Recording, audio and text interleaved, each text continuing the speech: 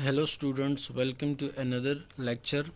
आज का हमारा लेक्चर जो है वो है सेल बायोलॉजी में कौन से डिफरेंट टेक्निक्स यूज़ होते हैं। ठीक है, different techniques use in cell biology.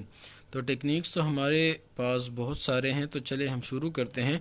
Different techniques जो है या प्रोसीजर जो है वो यूज़ होते हैं for the isolation and examination of the various cell components. ठीक है, सेल के अंदर जो कंपोनेंट्स है उसकी आइसोलेशन और उसकी एग्जामिनेशन के लिए जो यूज़ होता है, जो मेथड यूज़ होते हैं वो हम आज पढ़ेंगे। ठीक है, जिसमें से मोस्ट कॉमन टेक्निक्स जो है बायोलॉजी में वो है स्टैनिंग है, सेंट्रीफ्यूगेशन है, टिश्यू कल्चर है, क्रोमेटोग्राफी है, इलेक्ट्रोफोरेसिस है, वगैरह वगैरह।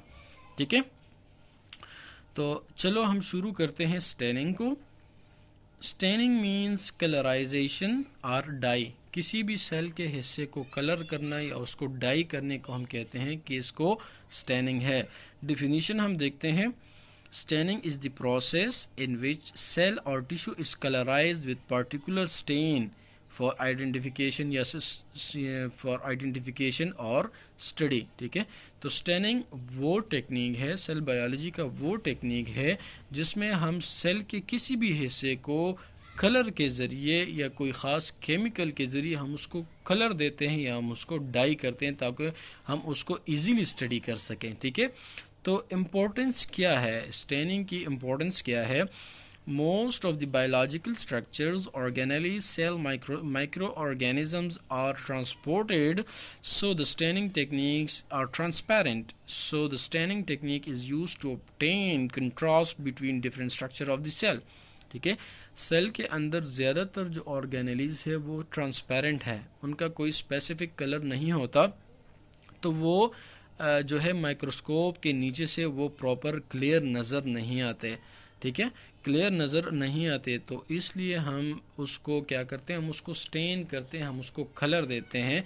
जब हम उसको कलर देते हैं तो वो माइक्रोस्कोप के नीचे से क्लियरली जो है विजिबल हो जाते हैं। ठीक है, अब जाते हैं टाइप्स की तरफ। तो टाइप्स हमारे पास स्टेनिंग की वाइटल स्टेन है, सिंपल स्टेन है, डिफरेंशियल या काउंटर स्टेन है, टेम्पररी स्टेन है, परमानेंट स्टेन है। हम हर एक को और डिटेल से स्टडी करेंगे। ठीक है, आते हैं सबसे पहले वाइटल स्टेन की तरफ। Stain that can be applied on living cell without killing them because in low concentration they are non toxic to the living tissue is called vital stain. Vital stain हमारे पास stain की वो किस्म है जो कि लिविंग सेल या living parts पे इस्तेमाल होते हैं ताकि हम उसको क्लियरली देख सकें। ठीक है, क्योंकि ये नॉन टॉक्सिक होता है, लिविंग टिश्यू पे जो है ये नॉन टॉक्सिक होता है, सेल्स को या टिश्यूज़ को कोई डैमेज या नुकसान नहीं पहुंचाता। ठीक है, second one is simple stain. When just one stain is used during staining, it is known as simple stain. जब हम किसी सेल को या टिश्यू को या ऑर्गेनेली को हम स्टेन करते हैं, उसको कलर देते हैं और सिर्फ एक ही स्टेन हम यूटिलाइज करें तो उसको हम कहते हैं सिंपल स्टेन।